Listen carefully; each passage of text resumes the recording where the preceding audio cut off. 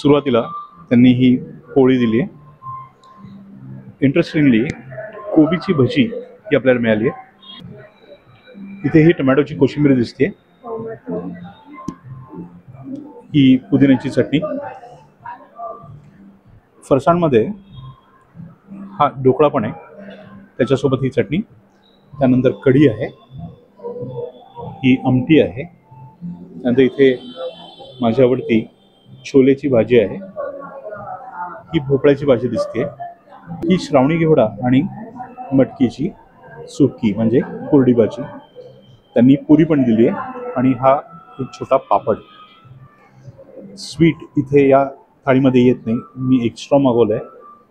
त्याच्यात रसमलाई मी घेतली आहे. इथे त्यांचा मसाले भात आलेला आहे, मसाले भात आणि त्याच्यावर त्यांनी दिलेले तूप. दिसायला हा छान आहे मसाले भात. त्याच्यात तोंडलं आणि ड्रायफ्रूटमध्ये काजू, ही मसाले भाताची जी ओळख आहे ते आहे. माझा आवडता साधा भात मी मागवला आहे.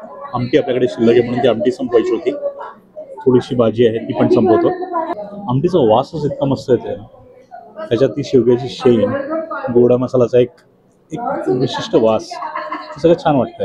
अळीची मला ओळख अशी वाटते की जास्त मसालेदारपणा किंवा तिखटपणा या कुठल्याही पदार्थामध्ये नाही आहे, जेणेकरून पोटाला ही थाळी हलकी वाटावी म्हणून.